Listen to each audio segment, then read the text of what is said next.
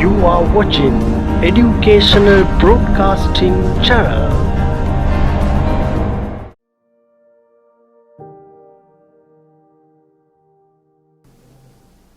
අයිබෝන් අපි පුතේ අදත් සුපුරුදු පරිදි EBC TV මාධ්‍ය හරහා ක්‍රියාත්මක වන ගණිතය වැඩසටහන යටතේ 8 ශ්‍රේණියට අදාළව ගණිත පාඩම් මාලාව පටන් ගන්නයි අපි දැන් සූදානම් වෙන්නේ.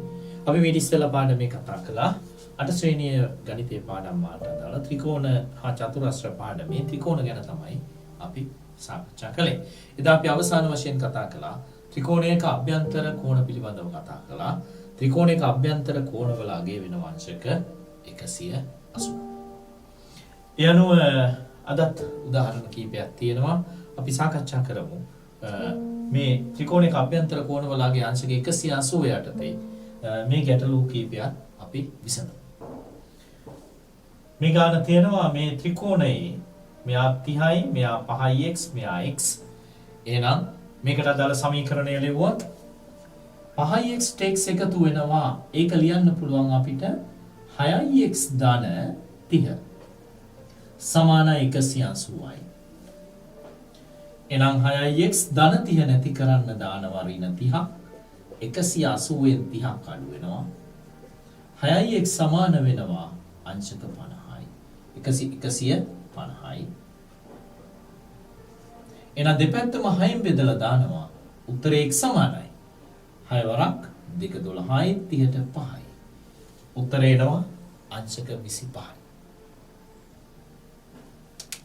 තව ගැටලුවක්. ත්‍රිකෝණය ඇතුළටම කොටු වෙලා නෙමෙයි ඊට පරිබාහිරවත් තියෙන කොටස් ඇඳගෙන තමයි මේ ගැටලු දෙක තියෙන්නේ. ඒතර අපිට හම් වෙන විවිධ අවස්ථාවේ මේ වගේ විවිධ ගැටලු හම්බ වෙනවා. එතකොට අපි ඒ සියලු දේවල් වලට මුහුණ දෙන්න පෙර කරපු පාඩම් වල කොටස් නැවත මතක් වෙන්නට ඕන. නැත්නම් අපිට මේකේ x අගයයි y අගයයි දෙකම හොයන්න තියෙනවා. කවුරු හරි අපි දැනගෙන හිටියා නම් ත්‍රිකෝණයේ අභ්‍යන්තර කෝණ තුනේ අගය 180යි කියලා විතර මේ ගාන විසඳන්න අපිට බෑ. 70යි මෙයාවයි මෙයා x. මෙතනින් මේ පිටින් තව කවුරු හරි දීලා තියෙනවා මෙයා 50යි කියලා. එතකොට එහෙනම් මේ xy දෙන්නම හොයන්නට සිදු වෙනවා. එහෙනම් කාවද මේ ගාන ඉස්සෙල්ලම අපිට හොයාගන්න ලේසි කියලා. ඉස්සෙල්ලම මේ ගැටලුවේ හොයන්න ලේසි කාවද? මෙන්න මේ x. මේ x කියන්නේ කීයද? මේ x කියලා කියන්නේ අංශක මේ දෙන්න මොකද වෙන්නේ? සමාන වෙනවා. ඇයි මේ දෙන්න සමාන වෙන්නේ? මේ දෙන්න සමාන වෙන්න හේතුව මෙතන තියෙන සරල රේඛාවයි මේ සරල රේඛාවයි ඡේදනය වෙනවා. ඒ ඡේදනය වුණාම සරල රේඛා දෙකක් මූණට මූණ ඉන්න කෝණ වලට නමක් කියනවා ප්‍රතිමුඛ කෝණ. ප්‍රතිමුඛ කෝණ විශාලත්වයෙන් සමානයි. එහෙනම් අපිට එක උත්තරයක් ලියන්න පුළුවන් x කෝණය කියලා කියන්නේ අංශක 50යි. දැන් x කියාගේ දන්න. දැන් මේ x අකුර වෙනුවට 50 භාවිත කරන්න පුළුවන්. දැන් නැවත සමීකරණය ලියලා y හොයන්න. එහෙනම් y එකතු කිරීම මෙතන 70ක් මෙතන 50ක් ඔක්කොම 180. එහෙනම් y ට එකතු කරන්න 70ට 50 එකතු කළාම 120යි 180යි. මේ ධන 120 නැති කරන්න ඍණ 120. 180න් 120ක් අයින් කළාම y කියලා කියන්නේ 180න් 120ක් අයින් කළාම උත්තරේ එනවා අංශක 60යි. 180න් 120ක් අයින් කළාම අංශක 60යි. y ගේ උත්තරේ 60යි x ගේ උත්තරේ 50යි. ඒතර ඔය ආකාරයට x සහ y හොයන්නට පුළුවන්. මේ අපිට හම් වෙන තවත් ඒ જાතිය ගැටලුව. මෙතනදී භාවිතා කළා අපි අමතරව ප්‍රතිමුඛ කෝණ කියන එක. දැන් බලමු මෙතන මොකද්ද තියෙන්නේ කියලා. මෙතන ත්‍රිකෝණයේ අභ්‍යන්තරයේ තියෙනවා අගයන් දෙකක් හොයන්න. මේ අගයන් දෙකම හොයන්න බෑ. ත්‍රිකෝණයේ අභ්‍යන්තර කෝණ විතරක් දැනගෙන හිටියා නම් එහෙනම් මේකෙන් අනිත් එක්කෙනා හොයලා ඉන්න වෙනවා. මේක ඉස්සෙල්ලාම මෙන්න මෙයාව හොයලා ඉන්න වෙනවා. ඒකට හේතුව දෙන්නෙක්වම දන්නේ නැහැ. ඉස්සෙල්ලාම x හොයලා ඉන්න. මොකද්ද මේ දෙන්න අතර තියෙන සම්බන්ධතාවය? මෙතන තියෙන්නේ සරල රේඛාවක්. මේ සරල රේඛාව මත කෝණයේ අංශක 180යි. එහෙනම් x අකුරට 110 එකතු කළාම උත්තරේ වෙන අංශක කීයක්ද? 180. එහෙනම් x ධන 110 නැති කරන්න ඍණ 110ක්. 180න් 110ක් අයින් කරනවා. උත්තරේ x සමානයි. උත්තරේ x කියලා කියන්නේ අංශක 70යි. දැන් x හොයලා ඉවරයි. එක උත්තරයක් අරන් ඉවරයි. එහෙනම් මේ x අකුර වෙනුවට දාගත්ත හැකි අපිට 70. දැන් ත්‍රිකෝණයේ අභ්‍යන්තර කෝණ තුනෙන් දෙකක් දන්නවා y හොයන්න තියෙන්නේ. නම් y සම්බන්ධ කරගමු. y එකතු කරන්න 50කුයි තව 70. මේ ඔක්කොම 180. එහෙනම් y එකතු කරන්න 70ට 50 එකතු කළාම 120යි 180. සමීකරණ නිවැරදිව විසඳන්න. y ධන 120 නැති කරන්න ඍණ 120. 180 වෙනුත් 120. උත්තරේ මේ දෙන්න කැපිලා යනවා.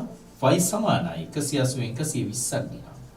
අංශක 60යි කියලා අවසාන උත්තරේ එනවා. එතකොට මෙතනදී භාවිත කළ කොටස් සරල රේඛාවක් මත කෝණය භාවිත කරන්න වුණා. මෙතෙන්දී ප්‍රතිමුඛ කෝණ භාවිත කරන්න වුණා. ඊට අමතරව ත්‍රිකෝණයක අභ්‍යන්තර කෝණවල අගය භාවිත කරන්න සිදු වුණා. එකම ගානක විවිධ කොටස් කීපයක් ඇතුළත්ව තමයි ගණන් හැදිලා තියෙන්නේ. ඒ නිසා මේ වගේ ගැටලු විසඳනකොට අපි එක කොටසක් හරි අපිට අමතක නම් ඒ ගැටලු විසඳන්න අමාරුයි. ඒ නිසා මේ හා සම්බන්ධ සියලු කොටස් නැවත මතක් කරගන්න සිදු වෙනවා. අපි තව ගැටලුවක් ඒ වගේ සාකච්ඡා කරමු.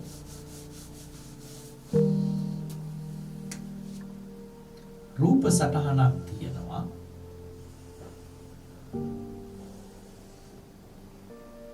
මේ විදිහට මෙතන කොටු ලකුණක්, මෙතනත් කොටු ලකුණක්, මේක 40යි, මේක x, මේක y. දැන් xy yy මට හොයන්නට ඕන. දැන් කාවද ඉස්සෙල්ලම හොයන්නේ? x හොයනවද y හොයනවද? तर අපි දන්න දේවල් තමයි ප්‍රතිමුඛ කෝණ ගැන දන්නවා, සරල රේඛාවක් මත කෝණය දන්නවා, ඊට අමතරව දන්නවා ත්‍රිකෝණයක අභ්‍යන්තර කෝණවල එකතු අංශක 180 බව. දැන් කොහොමද මේක අපි විසඳගෙන යන්නේ? අපිට මෙහෙම දුන්නාම අපි මේ හොයන්න තියෙන ඒවා කොහොමම තිබිච්චාවේ අපිට හොයා ලියා ගන්න පුළුවන් කෝණ ටික ලියමු. මම මේ විදිහට ලියනවා. මේ කොටු ලකුණෙන් කියන්නේ අංශක කීයක්ද? අංශක 90ක්. එතකොට මෙයා 40 නම් මේ දෙකේ එකතුවනේ 90 වෙන්න ඕනේ. එහෙනම් මෙයා 40 නම් මෙයා කීයක් වෙනවද? 50යි කියලා අපිට ඕන නම් ලියා ගන්න පුළුවන්. මේ කෝණය මේ පැත්ත 90 නම් මේ පැත්තත් වෙනවා කීයද? අංශක 90යි.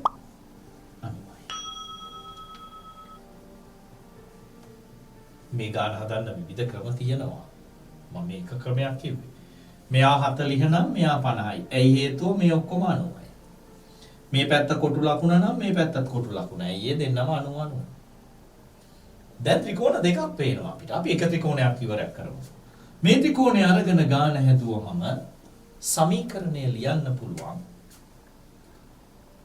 x අකුරට එකතු කරන්න 40ක් සහ 90ක්. මේ ඔක්කොම 180ට සමානයි.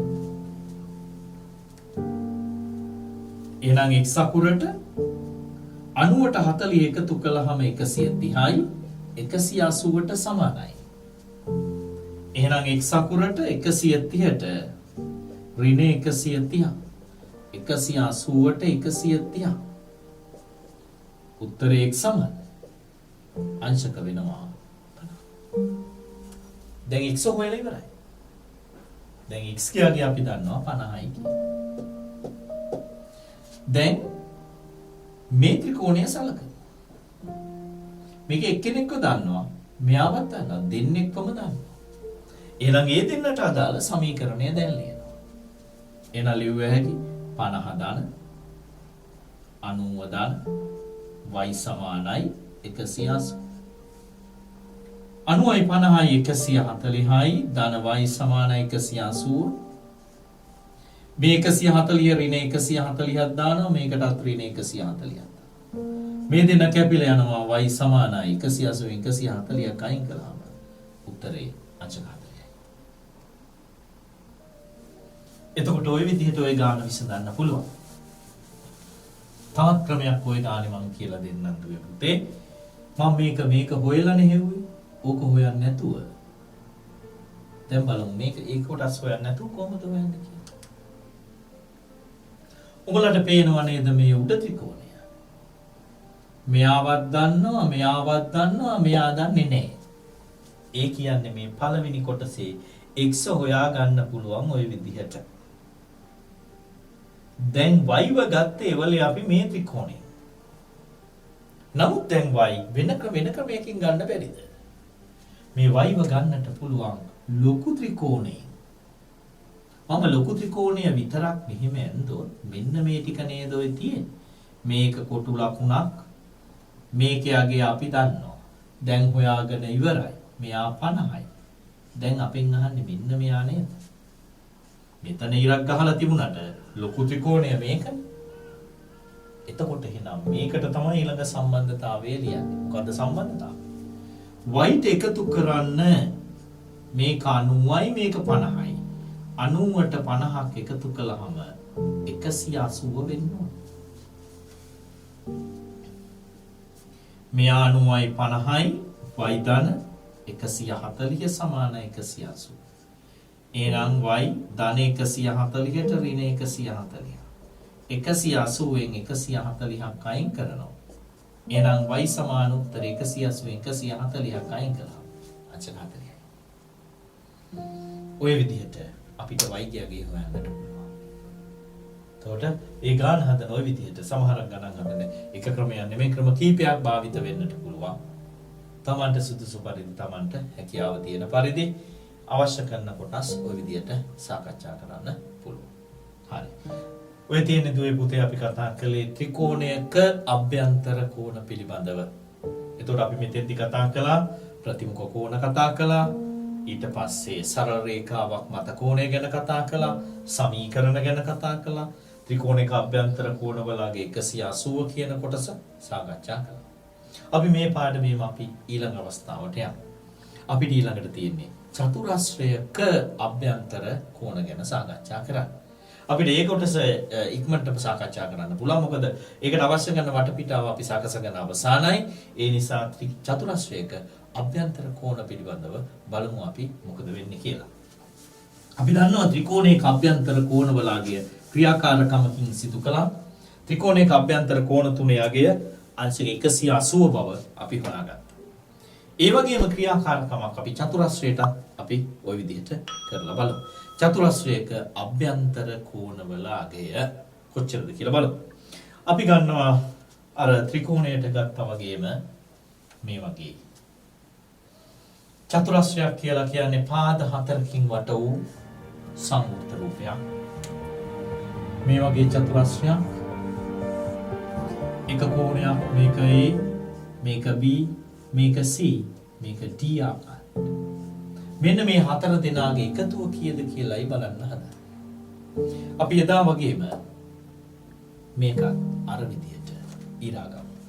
මේක මේ කෝණ හතර මේ විදිහට ඊරා ගමු.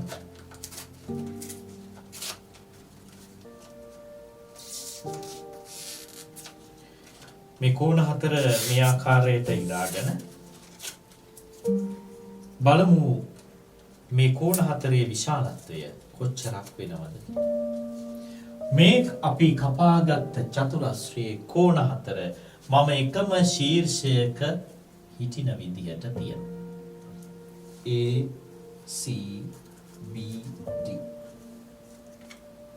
යා මෙතෙන්ට මෙයා මෙතෙන්ට. මුලට පේන්නට උනේ මැද තියෙන ශීර්ෂය සම්පූර්ණ වටයකින් සම්පූර්ණ වෙලා තියෙනවා. ඒ හතර දෙනා වර්ගන තිබ්බහම මේ ආකාරයට නිරූපණය කරන්නට පුළුවන්. ඒ කියන්නේ මේ කෝණ හතර අරගෙන සම්පූර්ණ මේ වගේ A B C D මේ කෝණ හතර අරගෙන මේ වගේ වටයක් සම්පූර්ණ කරන්න පුළුවන් වෙනවා. එහෙනම් මේකෙන් ගන්න තියෙන නිගමනය මොකක්ද? චතුරස්‍රයක් ගත්තහම මේ චතුරස්‍රයේ අභ්‍යන්තර කෝණවල එකතුව අංශක කීයක් වෙනවද? ලක්ෂයක් වටා කෝණවල අගය. ලක්ෂයක් වටා කෝණවල අගය වෙනවා කියද අංශක 360ක්. එහෙනම් මේ ලක්ෂය වටා සම්පූර්ණ කෝණවල එකතුව අංශක 360ක් වෙනවා. එහෙනම් චතුරස්‍රයක අභ්‍යන්තර කෝණවල අගය වෙන්නේ අංශක 360ක්. එදා අපි ත්‍රිකෝණය ගත්තාම ඔයාලා මතක ඇති ත්‍රිකෝණය ගත්තාම ඒකේ කෝණ තුන සම්පූර්ණ වුණේ මේ ආකාරයට. ඒ කියන්නේ සරල රේඛාවක් මතට ආවා. ඒ කියන්නේ ත්‍රිකෝණය කියන්නේ 180යි. මෙයා සම්පූර්ණ වටයක් සම්පූර්ණ කරනවා. ඒ නිසා 180 ගොඩවල් දෙකක් සම්පූර්ණ වෙනවා. එහෙනම් චතුරස්‍රයක අභ්‍යන්තර කෝණවලගේ අංශක 360ක් වෙනවා.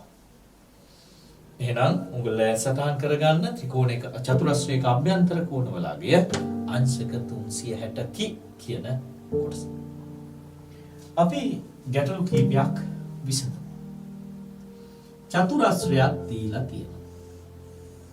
මේක x මේක 110යි අංශක මේක 130යි මේක 50යි. අපෙන් අහනවා මේ x කියාගේ කීයද කියලා.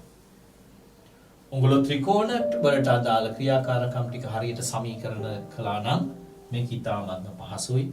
දැන් සම්බන්ධතාවය ලියමු. මේ ඔක්කොම එකතු කළාම අංශක කීයට සමාන වෙන්න ඕනද? 360ට සමාන වෙන්නට ඕන. now ලියමු සමීකරණ.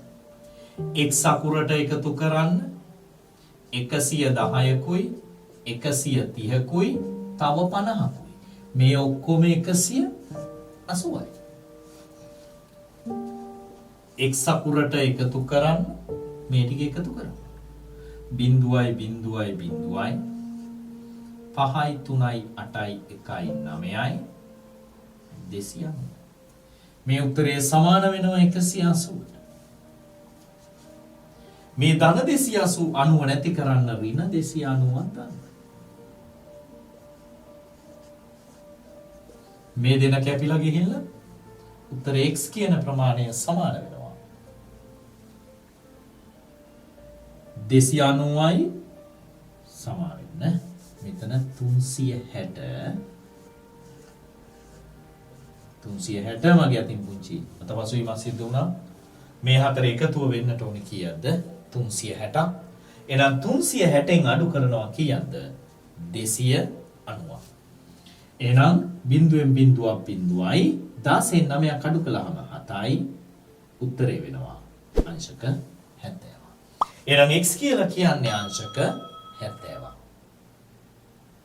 එහෙනම් චතුරස්‍රයක අභ්‍යන්තර කෝණ මේ හතර දෙනාගේ එකතුව අංශක 360යි. x ධන 290 ඍණ 290ක් 360 නුත් 290ක් අයින් කරන්න සිද්ධ වෙනවා. එහෙනම් x කියන්නේ අංශක 70. ඔය ආකාරයට අපි තව උදාහරණයක් සාකච්ඡා කරමු.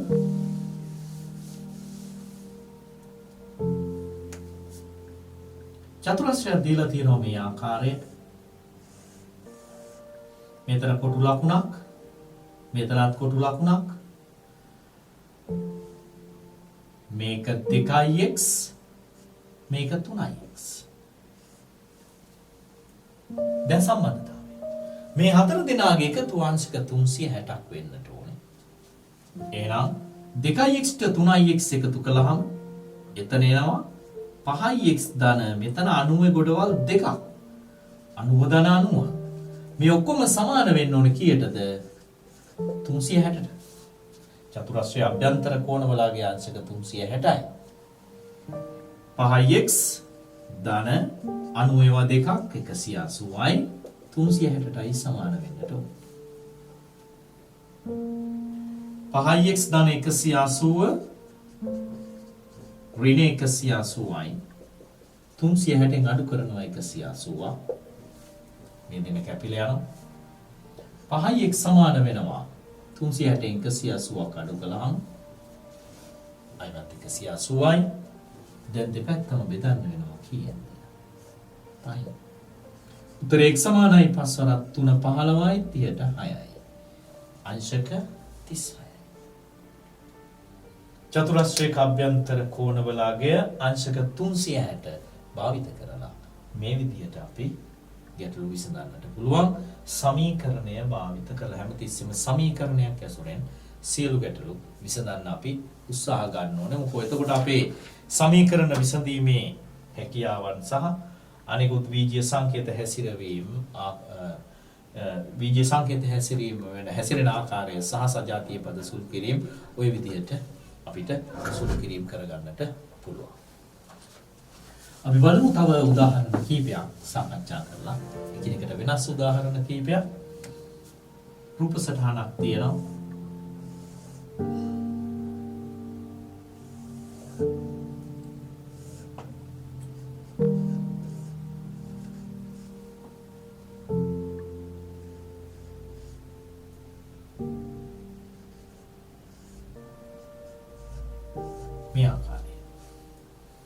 මේකේ තියෙන්නේ එතකොට චතුරස්‍රයක අභ්‍යන්තර කෝණවලගේ පමණක් නෙමෙයි අර අපිට ත්‍රිකෝණවලදී හම්බුණා වගේ තව ඊට අමතර පරිබාහිර දේවලුත් එක්ක සම්බන්ධ කරගෙන මේ x ගියාගේ සහ y ගියාගේ හොයන්න. එතන අපිට ලේසියෙන් හොයාගන්න පුළුවන් කොටස් හොයාගෙන යමු. මේ x කියලා කියන්නේ අපි දන්න ලේසිම සරලම අවස්ථාව මේ සරල රේඛා මත කෝණ 180යි. ඒ නිසා x ට 110ක් එකතු කළාම 180යි. x ධන 110 නැති කරන්න ඍණ 110ක් 180ට 110ක්. උත්තරේ x සමාන 180 110ක් අඩු කළාම අංශක 70යි. එහෙනම් අපිට මෙන්න මේ x අකුර වෙනුවට 70 භාවිත කරන්න පුළුවන්. දැන් චතුරස්‍රයේ එක්කෙනයි දෙන්නයි තුන් දෙනයි තව එක්කෙනෙක් දන්නේ නැත. මේ කෝණය කීයක් වෙනවද? මෙයා 60යි නම් මෙයා අංශක 60 වෙනවා. ඇයි සරල රේඛා දෙකක් ඡේදනය වීමෙන් සෑදෙන ප්‍රතිමුඛ කෝණ විශාලත්වයෙන් සමානයි. ඒ නිසා මෙයා 60යි. දැන් චතුරස්‍රයේ කෝණ 1යි 2යි 3ක් දන්නවා. දන්නේ නැත් එක්කෙනයි. එහෙනම් දැන් එයාට සමීකරණය ලියන්න. එයාට සමීකරණය ලිව්වොත් අපි දන්නේ ඒවා ටික. මෙතන y අකුර තියෙනවා. මෙතන 110ක් තියෙනවා. මෙතන 70ක් තියෙනවා. මෙතන 60ක් තියෙනවා. මේ ඔක්කොම 360යි. සමීකරණය ලියලා ඉවරයි. දැන් සුළු කිරීම.